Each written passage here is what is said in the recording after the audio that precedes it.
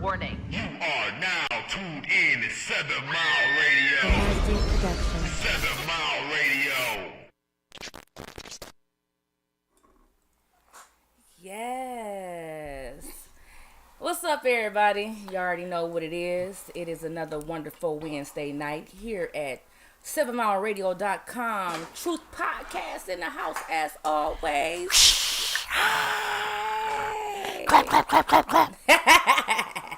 Yes, you know I'm always excited when it's this night, Wednesday night. I'm with my peoples. I am Tat, if y'all didn't know, but I think y'all do. I'm gonna go around. I want to see how my people's been doing. We always check in with each other once we get here and stuff. We pre-game first, but I just want to go around to see how my people's been doing throughout the week since the last time we did this. Mark, our wonderful engineer. What's been going on with you, babe? Same old shit, different toy. You know me out here reporting on the crime, supporting the youth and telling the truth. That's right. But then this weekend I got to have a conversation with another one of the gods, right? I had a meeting, conversation, right, with the great Rakim. Hey, Eric. Yeah. So he was at the West Coast Med Dispensary. Y'all know that my partners over there on the West Side. Yeah. So, West Side. Called me over there because they wanted to get some media coverage of him walking in the building because he came because you know they had that Legends of Hip Hop tour. It was him, Slick Rick, Dougie Fresh. Was Kid you behind Play. stage again? I was not behind the stage. You ain't sneak your way in this time? No, I ain't sneak my way in. I had 3 tickets. I got the last minute. I posted a stat, and then everybody was blowing me down about him, and I was so busy getting ready, I didn't pay attention to who said they wanted to go, and I was end up down there by myself. So I still had a good time down there with the gods, and made some connections. Got his talked to his manager, and got the email and phone number and all of that. And yeah, man, we're gonna line up an interview with Rakim, man. I'm gonna send him a couple of beats. Tell what is this? I can't see the comments. What is that? You had to scroll to the left. Swipe. Oh. All right. Before I get to my BFF, Miggity Mac, just real fast for myself, I went to the T.I. concert, and I just want to say, KDZ, you did your thing. Yeah, Go on here, KDZ. Lola did her thing. What up, Jay Stu? He in the building. What's up, Stu? We got Jay Stu on here, y'all. Y'all know her. Welcome to all of our viewers. I know her. Oh, yeah. Let me see. Let me put my glass. Do not laugh. Tat is blind. All right. Let me see. Yep. Hey, y'all. Hey, Patricia. T-Boz in the building. T-Boz. All right. Always. Thank you. See it. She on every 7 Mile Radio Patricia. podcast. Hey, boo. That's the faithful loyal. Yeah, get back on here, Latrina and Keisha. I saw y'all too. It's time. Get back on here. So yeah, my weekend, holiday and stuff, it was eventful as always. With that T.I. concert. Shout out again to KDZ. You did your thing, boy. 2 Chainz was there and all that other stuff. But the crowd, I was shocked. You would have thought it was more like some younger people to come and see. It was actually older. The crowd was getting older. For KDZ? Listen, it was for T.I., but it was actually an older. T.I. is 40-something years old. That's true. So, of course, it would be an older crowd. These kids ain't on T.I. They on motherfucking Young. Anybody whose name is Lil and Young. And That's who Lil and Young. Or Baby. Right. And Baby. Yeah. Baby, Lil, and Young. And then also, T.I. don't even perform the way he used to. No, he still got it. Yes, his delivery and everything awesome. But, you know, he had his dreads now. He had his glasses on. Yeah, old man. Yeah, old man, yeah. So he catering to the sugar babies, the sugar bears. Yeah. You know what I mean? All right. But over here I got my BFF for life. Miggity Mac. D-Mac. How's it been with you, boo? What's going on? Talk to me. It's been a rather interesting week. Rather interesting. My son's birthday is coming up, and his elaborate birthday wish list I managed to accomplish over the last 3 days. Actually, the car was part of it, but that was prior to. Then he got his tattoo. Then all these other things. Fucking MacBook, iPhone, Xbox, iPhone case, motherfucking extraness. So, you know me, I make it happen. I know. So anyway, that's what I've been doing for the last 3 days. But then we were supposed to go to the state fair on the day after the incident happened, and as a result, we didn't go. But come to find out, the young man was in one of my son's classes, went to his school.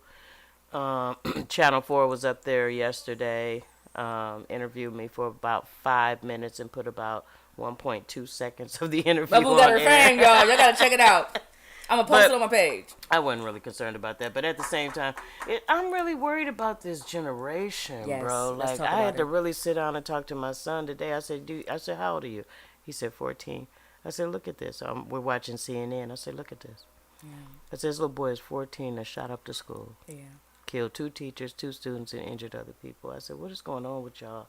Like, really, how do we get into y'all's heads? Right. You know what I'm saying?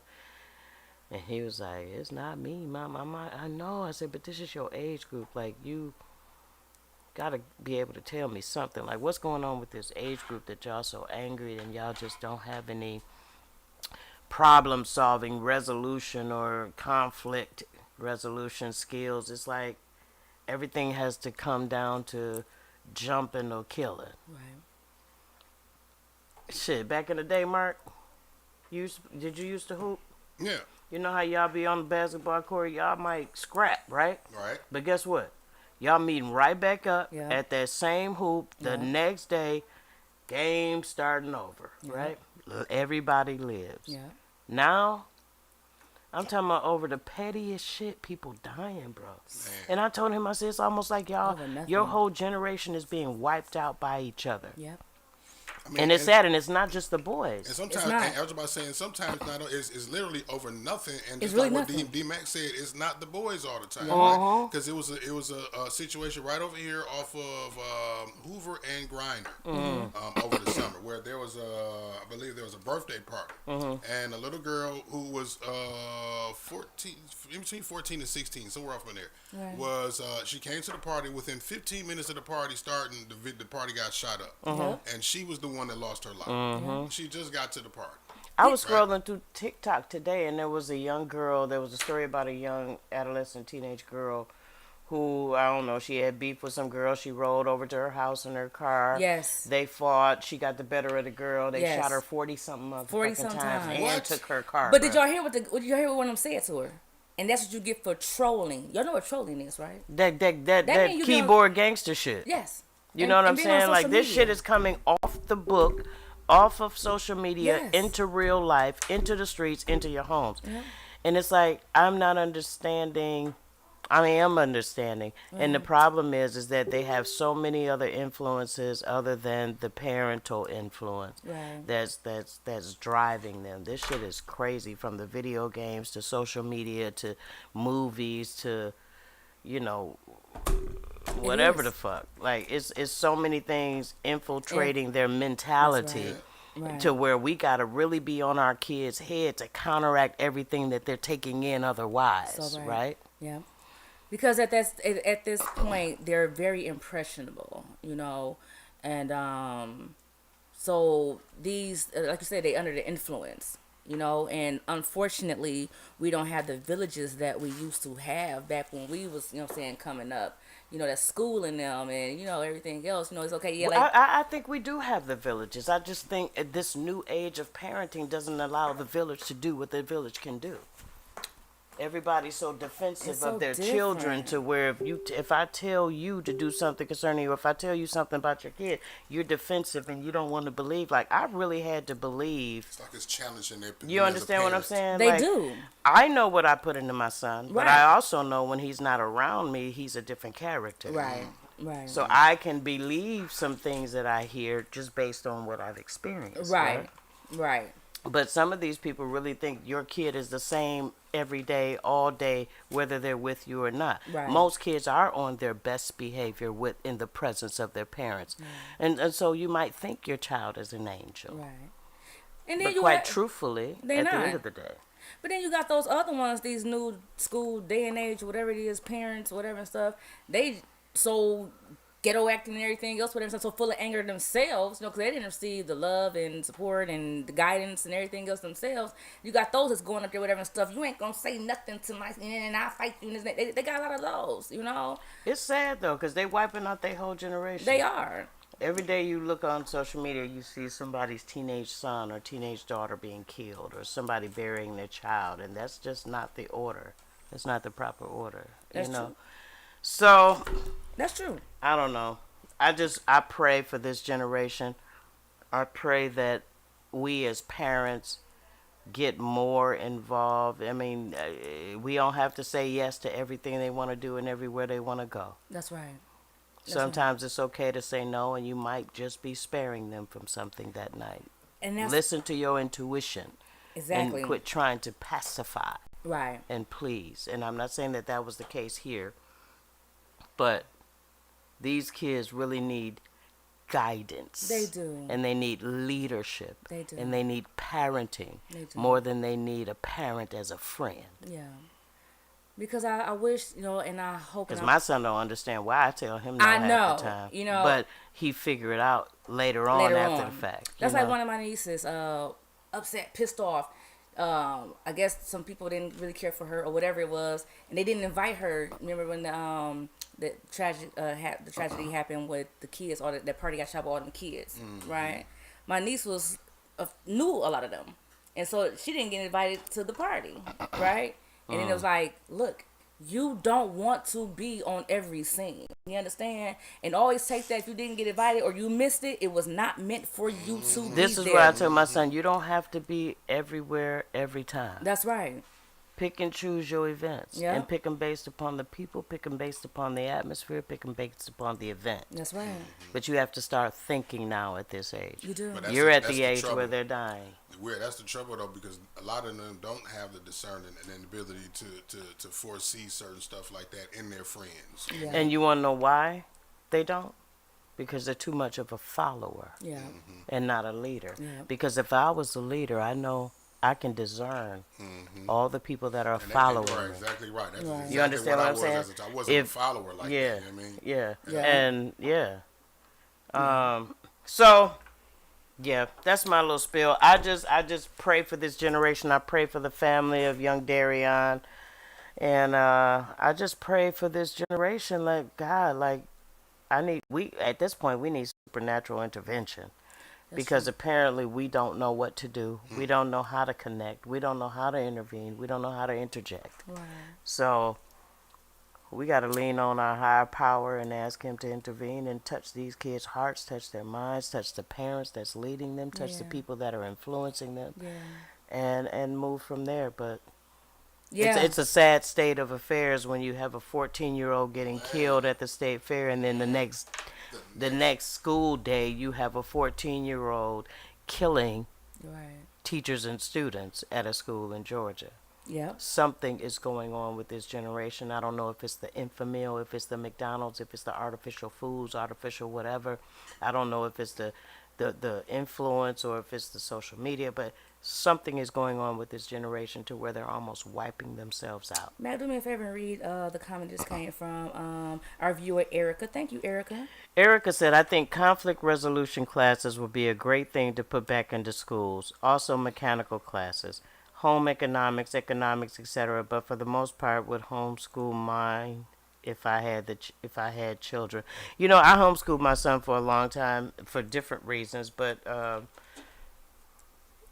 want you to read her next one too. I am. But I saw that one a while ago, and I wanted to address that one. Hey, Erica. They want to teach all these things in school, right? But you're not teaching them how to be good humans. Yeah. You want to academically teach them, but you're not teaching them how to have character and how to problem solve. I think every school should have an anger management program. They should. I think every school should have a problem solving conflict resolution course. I agree. You know, you want to do this social emotional learning for 20 minutes. Right. But that's the problem. Right. They don't have any social emotional learning. Yeah. And that's why they're handling things the way they are. Right. You know what I mean? Yeah. And the next one. The next one, Erica said, there was a school shooting in Georgia. Absolutely. I personally look at some politics, timing of things, and put it in the category of false flagging. It's always happening during, but you know what? It happens during non-election times. Yeah. It always happens during election time, and it seems like a coincidence, and it seems like it's staged and it's strategic. But then what about all those other ones that follow that. Right. That don't have nothing to do with the election. It ain't even an election year, and we have school shootings all year round. Are those political? Right. Whether they're political or not, they're happening, and they're happening with this particular age group, and it's really concerning. And that's why we have our focus on the youth. Every 5th Wednesday of every month, we're gonna. I think the next one is November or October. One of those months have 5 Wednesdays. We're gonna have the youth back on, and we're really gonna try to pick their brains for real.